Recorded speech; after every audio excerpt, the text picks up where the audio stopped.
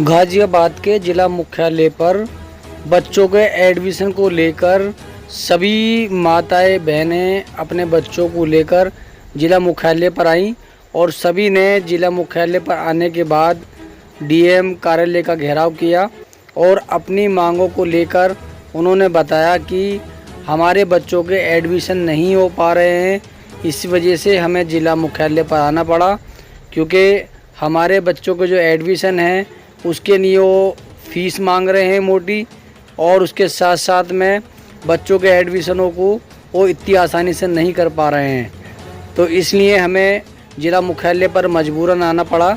आइए करते हैं सीधी बात और लेते हैं जानकारी। आप देख रहे हैं सच का कारवा न्यूज़, खास रिपोर्ट पप्पन ठाकुर की। बच्चों को दाखिले दो, दाखिले दो, दाखिले दो, बच्चों को दाखिले दो, दाखिले दो, दाखिले दो, आईटी के तहत दाखिले दो, दाखिले दो, दाखिले दो, आईटी के तहत दाखिले दो, दाखिले दो, दाखिले दो, दाखिला न करने वाले स्कूलों की मान्यता रद्द करो, रद्द करो, रद्द करो, दाखिला न करने वाले स्कूलों की मान्यता रद्द करो, रद्द करो, रद्द करो। आज हम जिला मुख्यालय पर आए हुए हैं जहाँ पर बच्चों की मांगों को लेकर रखा जा रहा है और हम इसमें वार्ता करेंगे। सर थोड़ा अपने जानकारी दीजिए और कार्यक्रम आज किया गया है जिला मुख्यालय पर, उसके बारे में। देखिए, आईटी के तहत इन बच्चों का जो स्कूलों में एडमिशन के लिए नाम आया है, स्कूल में जाने के बाद इन बच्चों को एडमिशन नहीं दिया जा रहा। मैं आपको बताऊं कि राष्ट्रीय लोकदल किसान मजदूरों गरीबों के हक की लड़ाई हमेशा लड़ती आई है। ऐसे में ये जो शिक्षा माफिया बैठे हैं, जिन्होंने शिक्षा को व्यवसाय बना लिया, इनके खिलाफ हम सड़कों पर उतरेंगे। उसी कड़ी में आज पेरेंट्स एसोसिएशन को हम राष्ट्रीय लोकदल की तरफ से हमारा यहाँ पूरा समर्थन है और पेरेंट्स एसोसिएशन जो भी डिसीजन लेगी हम उनके हर डिसीजन में इनके साथ हैं। हम इन बच्चों को इनका अधिकार दिलवा कर रहेंगे। आगे बढ़ते हैं, हम जानकारी लेंगे और भी यहाँ बैठे हुए हैं सभी। थोड़ा विस्तार से बताइए, जरा जानकारी दीजिएगा। जो बच्चों को इनका वो हक नहीं मिल रहा हम दिलवा कर रहेंगे। राष्ट्रीय लोकदल की तरफ से हम वो कहते हैं। अगर आपकी मांग पूरी नहीं होती तो आपकी आगे क्या, आपका कौन सा कदम रहेगा? आगे की रूपरेखा बनाओगे, धरना देंगे। हाँ जी, धरना देंगे, प्रदर्शन करेंगे, धरना प्रदर्शन करेंगे और इस गूंगी बहरी सरकार को और स्कूल प्रशासन को जैसे भी ये जागेंगे वैसे जगाने का काम करेंगे। देखिए, आज जो आए हुए हैं राष्ट्रीय लोकदल के यहाँ पर बैठे हुए हैं मांगों को लेकर, उसी मांगों को जो है कह रहे हैं कि अगर नहीं उनकी मांग पूरी हो पाती है तो आगे धरना प्रदर्शन करेंगे और मांग को अपने पूरा मंगवाने का कार्य करेंगे। काफ़ी इसका इफेक्ट पड़ता है, इसके लिए इसको DM sir, CDO sir personally इसको देख रहे हैं। हम लोगों ने भी कई बार स्कूल्स के साथ मीटिंग की है, बात की है। पहले डिफॉल्टर्स की लिस्ट लंबी थी स्कूल्स में, पहले कम से कम लंबी लिस्ट आई थी जो कि स्कूल आरटीई को कंप्लायंस नहीं कर रहे थे, लेकिन उसके बाद डीएम सर ने अपने स्तर से अंतिम चेतावनी स्कूल वालों को जारी की थी, जिसके बाद काफ़ी स्कूल्स ने कंप्लायंस की। लेकिन अभी कुछ स्कूल रह गए हैं, 3-4 स्कूल रह गए हैं जो इसमें कंप्लायंस में दिक्कत कर रहे हैं।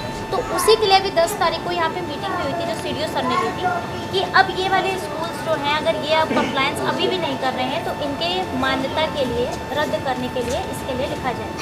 पर क्योंकि 10 तारीख बाद अभी ये इस वीक में हमने देखा है कि 15 अगस्त भी था और रक्षाबंधन भी था, उसकी वजह से वर्किंग थोड़ी सी डिस्टर्ब रही है। तो आप लोग 1 वीक का इसमें बस समय दीजिए। 1 वीक में इसमें लिखित कार्रवाई स्टार्ट हो चुकी है जो स्कूल्स अभी भी नॉन कंप्लायंट हैं उनके अगेंस्ट, क्योंकि देखिए जो भी एफिलिएशन है, जो भी रिकॉग्निशन है, वो इनको तो सीबीएसई का है, तो उसके लिए हमें उस लेवल पे लिखना पड़ेगा। तो ये मैडम सॉरी, एक जी। सेकंड, मैं आपको थोड़ा सा इसका सीबीएसई का बायलॉज का बता दूं। हमारी रिकॉग्निशन पहले स्टेट गवर्नमेंट देती है up to 8th class. Recognition में एक एफिडेविट दिया जाता है जो स्कूल से मांगा जाता है, उसमें clearly they have mention they have to follow the RTE act. ठीक है, हम ये कहते हैं जब वो एक एफिडेविट देते हैं और वो जब एफिडेविट का उल्लंघन कर रहे हैं तो उनके खिलाफ एफआईआर क्यों नहीं हो रही अभी तक? It has been 5 months। बच्चे 5 महीने से एकेडमिक लॉस में चल रहे हैं। ये वो बच्चे हैं इनका बेस शुरू होने जा रहा है, इनका बेस ही अभी बन नहीं पाया है। ये कैसे आगे कोप अप कर पाएंगे एजुकेशन के साथ? इनका बेस ही नहीं चल पाया है। उन स्कूलों के खिलाफ एफआईआर आज तक क्यों नहीं हो पाई जब वो एक एफिडेविट का उल्लंघन कर रहे हैं? वो एक नॉर्मल प्रोसेस है, लॉ का एक नॉर्मल प्रोसेस है, वो हो जाना चाहिए था।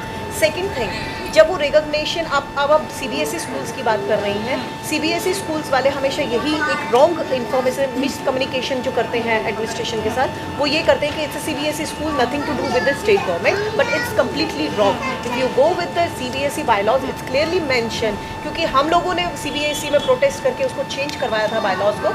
It's there in the bylaws of 2018 कि किसी भी स्कूल को जो है जब सीबीएसई एफिलिएशन लेनी है, they have to submit the certain documents including with NOC from the state government plus recognition जो उनको स्टेट गवर्नमेंट से मिलती है। अगर उनके पास रिकॉग्निशन नहीं है, if they don't have recognition, that is the important document which they required, and without that recognition they don't provide CBSE affiliation.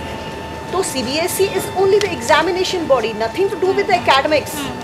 जब हमारा एग्जामिनेशन बॉडी को हम इतनी इम्पोर्टेंस क्यों देते हैं और क्यों मिसकम्युनिकेट होती है लोकल एडमिनिस्ट्रेशन कि हाँ वो सीबीएसई स्कूल है, हम कुछ नहीं कर सकते, क्योंकि ऐसा नहीं है। सीबीएसई देखिए, ये जो एक्ट है ये एप्लीकेबल तो सब पे है। Yes. मतलब 20,000 से अबाउ की जिसकी फीस है, because I was the member of first DFRC, तो आई नो इसमें 20,000 से ऊपर के जितने भी स्कूल्स हैं, चाहे वो स्टेट गवर्नमेंट के स्कूल हैं, चाहे सीबीएसई है, वो सब इंक्लूड होते हैं, बट लागू तो स्टेट गवर्नमेंट लॉ होता है, बिकॉज एनओसी का clause number 5 and 7 it's clearly mention कि कोई स्कूल अगर राज्य सरकार का कोई भी आदेश नहीं मानता है, उस पर कार्रवाई होगी, किसी भी स्तर तक होगी, वो चाहे सीबीएसई हो, आईसीआईसी हो या आईबी स्कूल हो, उस पर कार्रवाई सिर्फ स्टेट गवर्नमेंट करेगी। सीबीएसई में भी आज आप अगर लिख के पूछेंगे कि इन पे आप एफिलिएशन कैंसिल करिए, they will say first recognise, आप cancel the recognition, will cancel the affiliation, automatically it will, उनको करने की भी जरूरत नहीं है,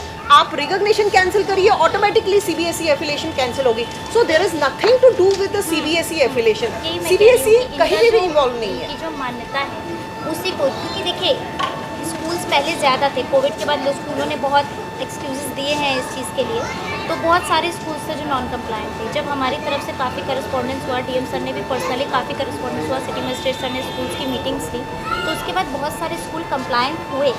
तो एक वो था कि एक ये भी था कि स्कूल्स भी कंप्लायंस क्योंकि कर रहे हैं, तो एक वेटिंग पीरियड टाइप का चल रहा था कि वो चीज़ है, स्कूल कर रहे हैं कंप्लायंस, जो बेचारे छोटे स्कूल हैं, क्योंकि ये वाले एडमिशन्स जो है ना, these are the big schools, they don't, वो किसी एडमिनिस्ट्रेशन को मानते ही नहीं है। 10 days आई गेस 10 और 15 days बैक मेरी जब यहाँ ये एजुकेशन ऑफिस में यहाँ पे बात हुई थी, तो उन्होंने मुझे बताया था कि मैम एक रिवाइज लिस्ट है कुछ स्कूल्स की जो कि अभी भी कंप्लायंस नहीं कर रहे हैं, तो वो उन्होंने डीएम सर को, उन्होंने कहा मैडम डीएम सर को फॉरवर्ड कर रहे हैं वो लिस्ट, जो कि अभी भी स्कूल बच रहे हैं कुछ जो कंप्लायंस नहीं कर रहे हैं। मैम कुछ तो नहीं है, उसके लिए बहुत से होंगे। हमने बीएसए पे एक आरटीआई लगाई हुई थी, हमने उनसे पूछा था कि जो आप 5067 बच्चों का जो डाटा यहाँ से जारी हुआ है, जो गाजियाबाद के लिए अलॉट किए गए हैं, उसमें से कितने स्कूलों ने कितने बच्चों को एडमिशन दी हुई है। अभी तक वो लिस्ट नहीं आई है हमारे पास, अभी तक उसका रिप्लाई नहीं आई है। आई डाउट कि उनके पास लिस्ट भी होगी। अभी कल की ही स्टेटमेंट है, न्यूज़ में दी है बीएसए सर ने कि 1500 वो बच्चे हैं जिन्होंने अदर स्कूल्स में एडमिशन करवा ली है। Why they go to other school? Isn't it the BSA's responsibility to get this admission done in दो स्कूल्स जहाँ पे नाम आया है, जहाँ पे नाम आया, बिकॉज ये गवर्नमेंट से अलॉट हुआ है, यहाँ पे लोकल एडमिनिस्ट्रेशन ने इसमें कुछ नहीं किया है, ये गवर्नमेंट से आई है लिस्ट। ये दिक्कत थोड़ी सी ना सही क्या है कि आपको भी या डीएम साहब को सही बात है कि आपको बहुत सारे क्षेत्र, आपको सारे क्षेत्र की जानकारी बिल्कुल है। बिल्कुल हकीकत है कि शिक्षा विभाग को संपूर्ण जानकारी है, लेकिन वो उनकी मिसगाइड तरफ करते से हैं। कुछ होता नहीं है। अब क्या है कि जब इन लोगों भाई 5067 नाम इस बार निकल के आए, जबकि 10,000 ने आवेदन करा था, यानी कि जो सरकारी जो जांच थी उसके बाद ही तो 5067 निकल के आए ना, इसका तो सीधा से इनको दाखिला होना चाहिए था। होना चाहिए। अब क्या है कि सबसे बड़ी दिक्कत क्या है कि एक तो बेसिक शिक्षा विभाग ना तो वो कार्रवाई करता, ना ही को सूचना देता। अब आप ये लगा लीजिए कि इतना गंभीर विषय है ये, मतलब डीएम साहब परेशान, आप लोग परेशान, ये बेचारे गरीब लोगों की मजदूरी करने वाला है, कोई नौकरी करने वाला है, कोई बेचारा अपना जो छोटी मोटी दुकान चला रहा है। अब इनको अपने दाखिले के लिए धक्के खाने पड़े, कभी स्कूल में, कभी बीएससी के, कभी आप इनका वहाँ का रोजगार नुकसान हो रहा है। और इतने गंभीर विषय के लिए इतने सिर्फ एक चांस है, अगले साल इनकी एडमिशन दे कांट अप्लाई, क्योंकि 6 की एज होती है, 7 में ये कर नहीं सकते अप्लाई, क्योंकि वो ऑनलाइन एक्सेप्ट ही नहीं करेगा। इनका तो 8 साल वेस्ट हो गए ना मैम। अब ये देखिए, हम तो क्राइम को खुद बढ़ावा दे रहे हैं। ये बच्चे अगर कल को एजुकेशन नहीं लेंगे, ये आपको कहीं चाय वाले की दुकान पे मिलेंगे काम करते हुए, या किसी ठेले पे देखेंगे सब्जी बेचते हुए, तो we are the responsible for these kids ना। अभी लगे कि इतने गंभीर विषय के लिए शिक्षा विभाग ने 4th क्लास एम्प्लॉय को अपने अपॉइंट कर रखा इस काम के लिए। या फिर उनकी सूची जारी करेगा, उनको पत्र देंगे, या फिर कोई स्कूलों को लेटर जारी करेगा। माने उनके पास जो उनका खंड शिक्षा अधिकारी उन तक को सूचना नहीं होती, उनके पास जाओ तो जी शरत बताएंगे। जितने पेरेंट्स हैं शरत से इतने परेशान हो चुके हैं, जरूर से ज़्यादा परेशान हो चुके हैं। And Sharaz, what's the last four employee?